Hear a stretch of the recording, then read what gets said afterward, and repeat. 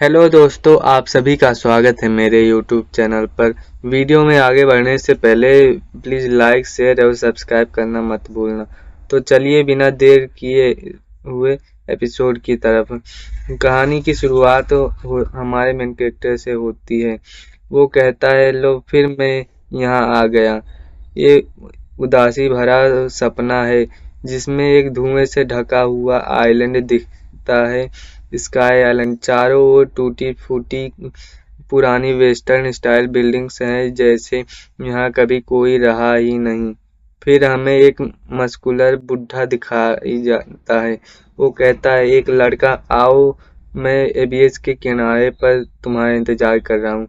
अगले ही पल हमारे एमसी की सोते हुए बिस्तर पर आंख खुलती है और वो कहता है, फिर से वही अजीब सपना। हमारे एमसी के पापा के बाहर से कहने की आवाज़ आती है, सोरा, हमें देर हो रही है। और हमारे एमसी का नाम सोरा बताया जाता है। सोरा उठते हुए कहता, आ रहा हूँ। वो सोचता है, मुझे ऐसा लग रहा है जैसे मैं उस सपने वाले आदमी को जानता हूँ। ब्रश करते हुए सोचता है, क्या मैं आजकल बहुत ज़्यादा पढ़ाई कर रहा हूँ। हमारे एमसी के पीछे से उसके पापा कहते हैं, अरे सोरा, क्या आज तुम देर तक सोए। हमारा एमसी बोलता है, पापा आप बच्चों जैसा बिहेव मत करो, मैं पहले ही 15 साल का हो चुका हूँ।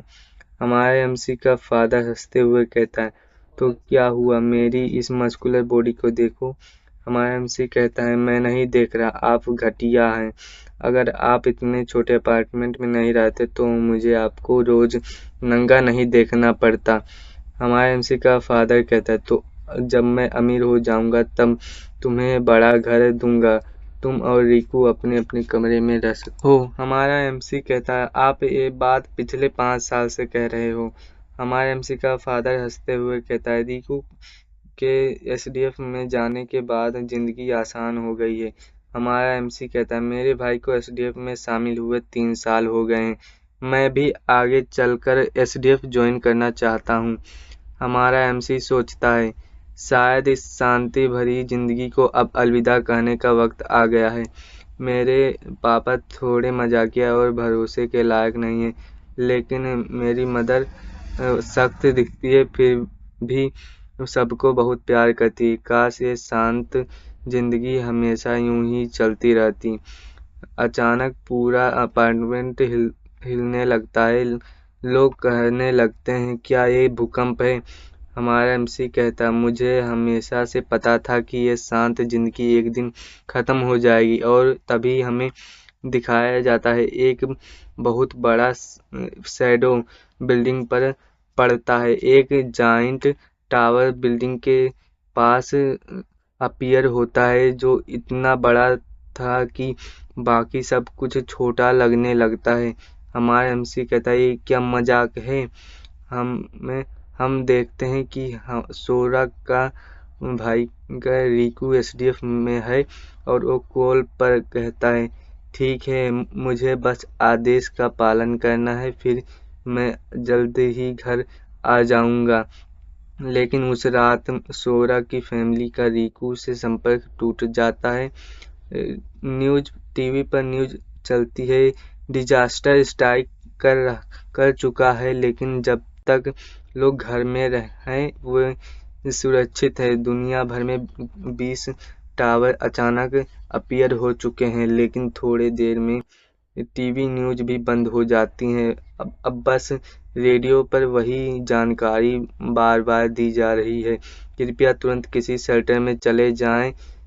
फैमिली शेल्टर की ओर चल जाती है। अम्मा अपने बेटे रिकू के लिए एक चिट्ठी छोड़ती है। रास्ते में वे देखते हैं सोल्जर भारी गाड़ी जा रहे हैं। सभी के चेहरे पर टेंशन है। उनकी गाड़ियां किसी जानवर के पंजे जैसे निशान से भरी हुई है और अंदर से सड़ने की बदबू आ रही है। हमारे एमसी का फादर कहते हैं, इस दुनिया में हो क्या रहा है। अब फैमिली एक जिम्नेजियम को अस्थायी शेल्टर के रूप में पहुंचती है। वहां बहुत सारे लोग हैं, लेकिन कोई कुछ नहीं बोल रहा। ऐसा लग रहा है जैसे सबको अपनी मौत का इंतजार कर रहा है। हमारे एमसी का डैड कहता है, सोरा जल्दी आओ। हमारा एमसी कहता है, ठीक है, लेकिन वहाँ भी कुछ परेशान करने वाले लोग हैं, ट्रबल मेकर्स। एक बदमाश एक छोटे बच्चे पर चिल्लाता है, मेरी रोटी चुराई तूने। बच्चा डरते हुए कहता है, नहीं, सबको एक एक टुकड़ा ही मिला है, शायद आपने अपना खा लिया होगा। इतना सुनते ही बुली बच्चे के पेट में जोर से लात मारता है। लोग कहते हैं, उसने मारा, कोई कुछ करेगा नहीं। बुली हंसते हुए कहता है, मेरा पेट भरा नहीं है, तुम्हारी रोटी अब मेरी है। वैसे भी ये कुछ ही दिन की बात है, तुम मरोगे नहीं। बच्चा दर्द से रोने लगता है। हमारा एमसी का फादर कहता है, ये सब क्यों कर रहे हो? तुम ऐसा क्यों कर रहे हो जबकि तुमको हमारी प्रेजेंट सिचुएशन पता है? और वो बुली कहता है, अपने बारे में चिंता करो। पुराने समय के आदमी इविल फेस बनाकर कहता है। और हमारे एमसी का फादर कहता है, उस बच्चे को उसकी रोटी वापस दो। और वो बुली एक पंच मारते हुए शटअप कहता है। तभी हमारे एमसी का फादर उसे एक किक मारता है और वो बुली नीचे गिर जाता है। और हमारे एमसी का फादर उस बच्चे को बुलाकर उसे उसका बेड वापस कर देता है और वो बच्चा थैंक यू कहता है। और वो बुली कहता है, बाहर में जाओ तुम कमीने। और हमारे एमसी का डैड उसे घूर कर देखता है। वो बुली धत तेरी की कहकर जेब में हाथ डालकर जाते हुए कहता है, इसे याद रखूंगा मैं। और हमारे एमसी का डैड कहता है, अपने फादर को बुलाता है और उसका फादर उसे देखते हुए कहता है, चिंता मत करो, मैं उस आदमी पर नज़र रखूंगा। और वो बुली भी गुस्से से देखते हुए मन में कहता है, मैं डेथ में भी उस आदमी को नहीं भूलूंगा। और वो उस बुली का नाम एजी कागावा बताया जाता है और उसको दिखाया जाता है वह स्कम जिसने मुझे धमकाने में आनंद लिया, उसे और उसके टीममेट्स को दिखाया जाता है। सीन प्रेजेंट में शिफ्ट होता है। एक सोल्जर दौड़ते हुए आता है और कहता है, यहाँ एक इमरजेंसी मैसेज आया है। सभी रिफ्यूजी उसी के तरफ देखने लगते हैं और वो सोल्जर चिल्लाते हुए कहता है, सभी को पीछे के रास्ते में इवैक्यूएशन शेल्टर से बाहर निकलना होगा और किसी एक के ट्रक में बैठना होगा। उनमें से एक चश्मे से बाहर निकलकर कहता है, क्यों सोल्जर? कहता है, ये सोल्जर कहता है, ये कॉन्फिडेंशियल है, मैं अपोलॉजी कर चाहता हूँ लेकिन मैं कह नहीं सकता। और वो चश्मिश कहता है, तुम कह नहीं सकते? ये पहले लोग 2 दिन तक अपने घरों से बाहर नहीं निकल सकते और फिर तुम उन्हें इस तरह की जगह पर खाली करवा देते हो, फिर भी तुम कुछ कह नहीं सकते। आखिर हम टैक्स किस लिए दे रहे हैं? तभी एक आवाज़ आता है और सभी उस तरह देखने लगते हैं और वो सोल्जर कहता है, सभी लोग जल्दी यहाँ से निकलो। वो चश्मिश कहता है, वो और हमारा एमसी कहता है, मोम डैडी जल्दी यहाँ से निकलो, मुझे बुरी फीलिंग हो रही है।